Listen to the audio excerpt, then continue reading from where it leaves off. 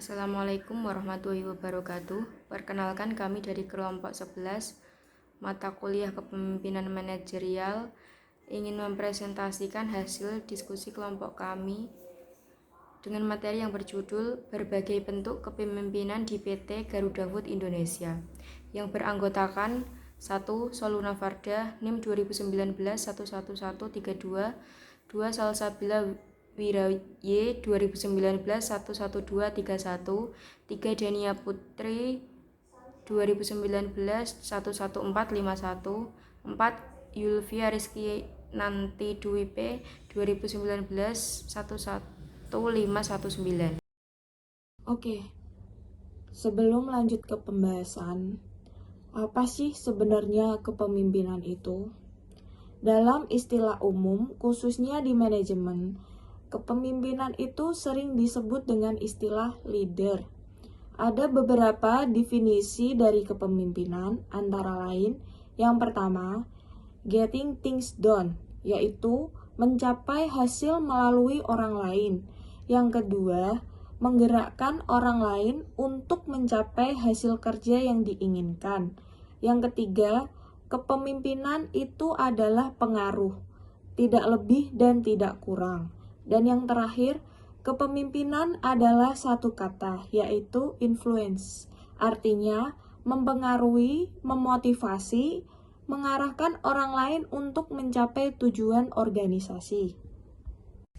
Jadi kesimpulannya, kepemimpinan itu adalah tentang bagaimana mempengaruhi orang lain, bawahan atau pengikut agar mau mencapai tujuan yang diinginkan sang pemimpin.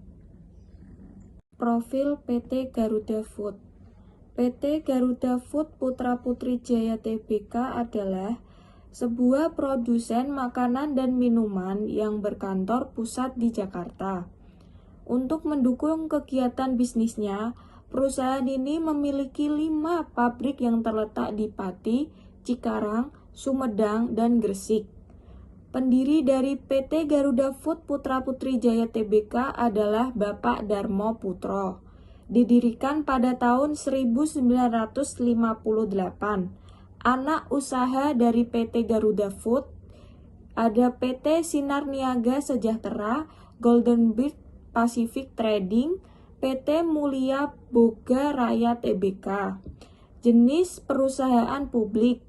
Kantor pusatnya ada di Jakarta, Indonesia. Karyawan 8.811 pada tahun 2021. Anak perusahaannya sendiri ada PT Garuda Food Putra Putri Jaya Tbk dan PT Sinar Niaga Sejahtera. Model kepemimpinan. Model kepemimpinan ada 3, yakni 1. Kepemimpinan karismatik, 2. Kepemimpinan transaksional, 3. Kepemimpinan transformasional. Ada 4 perilaku spesifikasi dari kepemimpinan transformasional. Seorang pemimpin dapat dikategorikan mempunyai sifat 1. Credible, 2.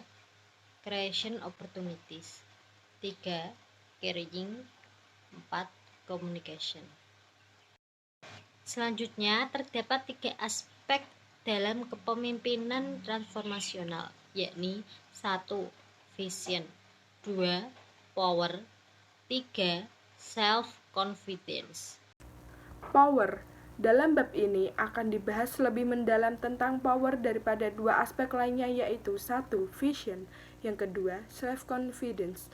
Pertimbangannya karena power merupakan motif yang sangat kuat dan dibutuhkan bagi seorang manajer atau leader agar mencapai keberhasilan dalam memimpin suatu organisasi. Dengan memiliki power, seorang manajer atau leader akan mendapat dukungan dari orang lain. Ini berarti seseorang manajer atau leader membutuhkan pengaruh dan kekuasaan untuk bisa mencapai tujuannya.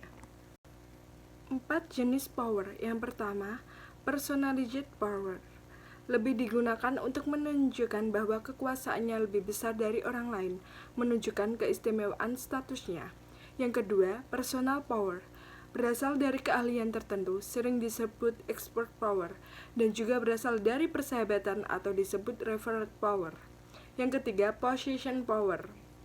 Berasal dari otoritas yang sah atau legitimate power, secara formal memiliki kendali atas SDM, finansial, dan fasilitas.